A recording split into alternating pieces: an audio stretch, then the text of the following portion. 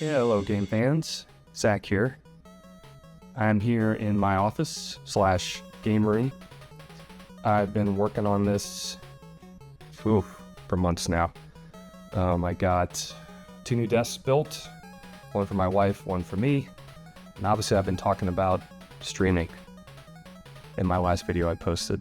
I just wanted to share that with you guys because it's been a very long, fun, but sometimes arduous process that I've gone through trying to get all this to work properly. But I finally did, and it's finally done. And so I am excited to share that with you. So let's go. So the goal with this ultimately is just to have fun. But what I also wanted to do was, as I've said, I've been dabbling in the idea of actually making videos again, YouTube content, because it's been 5 years, which is just crazy to think about. So what I thought was, if I'm streaming, I might as well be recording game footage too. And I know YouTube, Twitch, all those, streaming platforms do that for you already, right? You can grab your stream when you're done, it's recorded, it's there. But one thing that doesn't do is it doesn't capture raw game footage, which for me anyway, wouldn't be useful for trying to make a video. So I had to come up with my own solution for that. And my own solution was 2 RetroTinks, and RetroTink 4Ks, I might add, and 2 capture cards so that I can stream while simultaneously capturing footage at the same time. I know it's crazy, but let me show you. So here we have Baloo's bud. Right, buddy? Right, buddy? Baloo. Yes, okay. Here's my setup. So here is what my Twitch screen is going to look like. Sega Genesis Whip Rush on there, appropriate game because it was the first game I ever covered on this channel. So I figured I'd feature that, and you know what? I may actually try to 1cc it live on the stream. We'll see. I've been playing it a little bit, and I'm still pretty decent at the game. So that might be fun to do. Challenge runs, live challenge runs. But anyway, as you can see, I have a tank cam. That's my fish tank. Sorry, lots of reflection. The lights aren't on yet because it's early in the morning. But I'm going to have a tank cam for you guys to watch my fish tank also. Then I've got my standard webcam, which is here, 4K webcam, which will have me sitting there struggling to play these games, I'm sure. Then we're gonna have a cat cam, and as you can see, Baloo is posing perfectly in the spot that he likes to sit, so you guys can keep an eye on my cats. I also have Chad, which you saw in the last video. So I have these cool little wireless webcams here, and I can move them basically anywhere in the house. I think they got 100-foot range, something like that. So I actually set up little places. I put a little this little metal bracket up here to mount, and I got one on this side. I got one over here. All places where the cats can sit, where they like to sit. I got beds for them over my computers because they like the warmth, So that's gonna be fun. So you guys, if you guys want to see the cats, I can maneuver the cameras around to where they're gonna be. So anyway, back to this. This is the layout for the Genesis, right? And basically, some of you know how OBS works. I've been becoming an expert in OBS in the last couple months, or at least hopefully. Obviously, I'm going to have different themes. So we have NES. I change it to the NES layout. Obviously, Whip Rush is not an NES game, but you can see the NES game there. Actually, what I'll do is I'll show you how this works. So you can see I've got my Genesis, my NES, Super Nintendo. So if I want, also here are the 2 RetroTinks. I know it's a lot of money there, so I don't want to hear it. I'm a fortunate person. So what happens is here, turn on the NES. Now, in order to get the NES to work properly, up here we have a switch, SCART switch, which will switch, and oh boom, there it is. Shows up right on the screen. although the perspective's wrong and it's cut off. Okay, that's fine. So we go to the RetroTink, and I have pre-programmed presets for all these. So NES is number 2, switch it, boom, there it is, just how it's supposed to be. Now you'll see I have these great CRT filters for the RetroTink, which I just love. I think it makes the games look incredible. You can see how great it looks. I know it's blasphemous for pure CRT people, but I don't care. I don't have a CRT TV in my house. The things weigh 500 pounds. But I can definitely emulate scan lines with this RetroTink beautifully. Now, the cool part is, and this is the part where I really had to think this through, was that I also am going to capture footage with my other RetroTink at the same time here. And what this is going to do is it's going to enable me to record raw footage while I stream. So I will have tons and tons of footage of whatever game I'm going to be playing for potential videos, right? So yeah, that was my goal with this, was to have 2 streaming cards set up. And like I said, you can, YouTube will save my streams and I'll have the footage, but it won't be raw 4K footage. This is 4K footage right here on NES. A little blurry when it's moving, but if you, I don't know where my controller is, but it's insane. Like, the quality of this RetroTink is out of this world, as you can see, which is pretty awesome. So I can record footage as much as I want. I got a huge hard drive. I'm probably gonna need more if I'm gonna be doing this consistently. But yeah, so that's how that works, how the streaming setup is gonna work. And I've got a microphone here that I can, movable mic that can sit right here so I can talk to whoever's watching. Now let's go into the hood and I'll show you how I wired and set all this up, because it's kind of crazy. So one thing I'm pretty happy about with this setup is that, look, do you see any wires? Minimal wires, right? I managed to hide pretty much every wire. There's only a couple here that you can see behind the RetroTinks, but otherwise, really hard to see any wires anywhere, right? Well, all this stuff is hooked up, it's all running. You can see I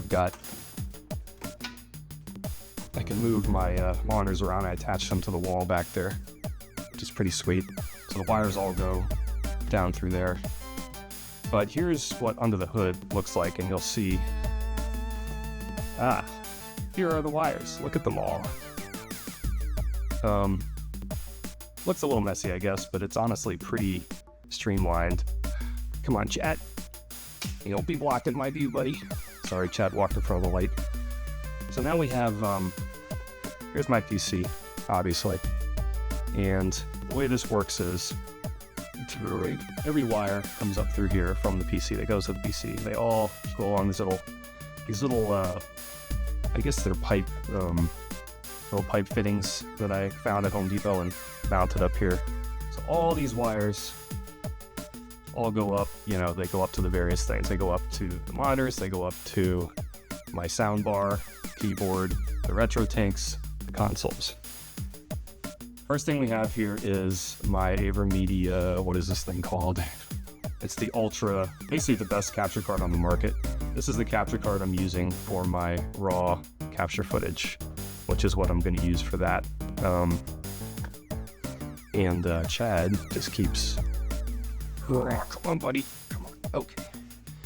So that's the card I use for my raw capture. The footage that I'll probably use later for videos or whatever. And over here we have an HDMI splitter. Bear with me because this was a lot to figure all this out, so I'm trying to remember everything, where everything goes. My ninth cousin, who is 9 times removed from his place outside, like my 17th cousin, who is 156 times removed from any side. So basically this HDMI splitter is for my consoles, right? So the RetroTink signal comes to this and then it splits it. So it splits it. So one goes to the capture card which is right here. I have an Elgato 4K-S, which is going to be for streaming, which is right underneath it. So one goes to that, and the other one goes up to this monitor. But let me show you something here. If I switch the input on this monitor, to give it a second, there we have it.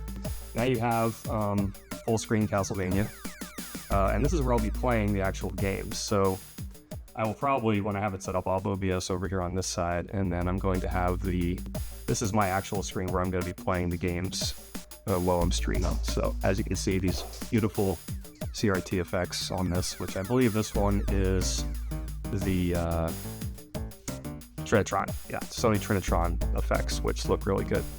So yes, that's what this HDMI splitter is for, to split the signal from the RetroTink. Now, if we come over here, it gets even more complicated because I have my SCART set up. Now, if you know anything about SCART, it's a European standard, basically. Over here in the US, we had RCA and we had coax, RF, basically, which were not great signals. Like, you know, they look okay if you're on a CRT, but if you plug them into something like an upscaler, it generally doesn't look great. So I bought SCART cables for all my consoles. And not only that, but this NES right here is modded for RGB. The guy at eBay that does it, and I just bought one from him. Obviously I have wireless, what are they called? Here they are. 8-bit DO controllers. They're great. They're fantastic. I know people will say they add input lag, but whatever, I don't notice it.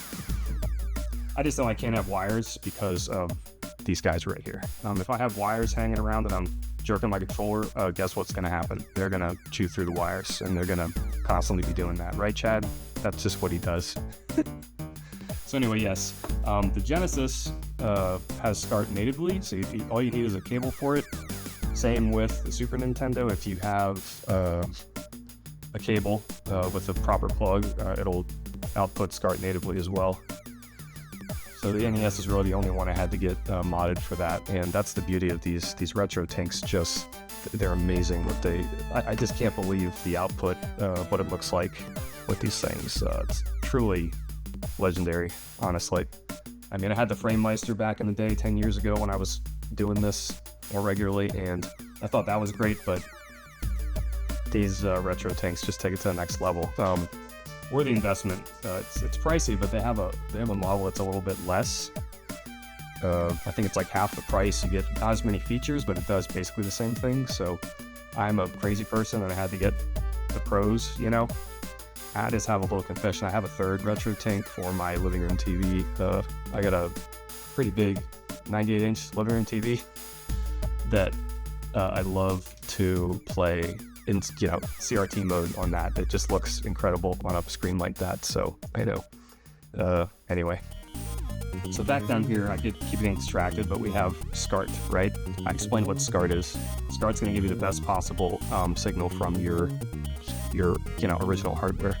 And these SCART cables, basically, this is a SCART switch that I got from Retro Gaming Cables in the UK. Now this switch, obviously you can see, number 1 is Genesis, number 2 is NES, number 3 is Super NES, and then I have, 3 more if I want to add more consoles down the road, which I probably will at some point. But anyway, right now we have it on NES. As you see, I press the button, it switches. Obviously I don't have my Genesis on right now, although I can turn my Genesis on and boom, look, there you go. You have the Genesis running. There it is. How about Super Nintendo? Hit Super Nintendo, and we'll switch that. What game we got in the Super Nintendo? Oh, there it is, Hyperzone. It's a little, looks like the signal's shaking a little bit, probably because these old cartridges, man, it's like I have to blow them out every time still, feels like. Yep, there goes, Hyperzone. So yeah, another game I covered, that one of my favorites. Yeah, so there you go. You got, hit that, Genesis, hit it again, NES, hit it the third time, Super NES. Beautiful, right? And like I said, Both the RetroTinks are capturing, so these are different RetroTinks capturing at the same time. Like I said, you got the Super Nintendo one. I mean, you got the one where I'm having the CRT effects over here that I'm going to be streaming with, and I have the one with the raw footage that I can record from this AverMedia studio here at the same time. So the SCART switches, or the SCART cables rather, you got, this is, okay. Alright, so here's the complicated part. Like I said, I got two RetroTinks. So what I had to figure out how to do was, I had to figure out how to split the signal. I wanted the same signal from the console that was being played, and I wanted it split between the two RetroTinks. So, the way to accomplish that is to go to a SCART splitter, which is this thing. And I had to order the SCART splitter from Germany because I couldn't find one that did what I wanted it to do easily. So I had to order from Germany. It took like a month to get here, but I got it and it works. And so basically you have the three consoles here, Genesis, NES, Super Nintendo, that all go into the SCART switcher from retro gaming cables. Then you have this, which is the, it's another SCART cable that goes to the SCART splitter. Then the SCART splitter splits it into two and sends the signal out to the two RetroTinks. Then the RetroTinks both have their own HDMI cables, as you can see. One of these cables goes directly to my AverMedia capture card. The other cable from this one goes to my splitter. The splitter then sends one signal up to here, so I can play the game, and sends the other signal to my 4KS capture card, which I'm going to use to stream the footage. So hopefully that all makes sense. And then obviously I got more wires here that come down. I got this little circular power brick that has all my consoles plugged in. All this stuff is on a battery backup. That way if I lose power, it shouldn't disrupt anything. By the way, I got battery backups on everything. I got a battery backup on my computer.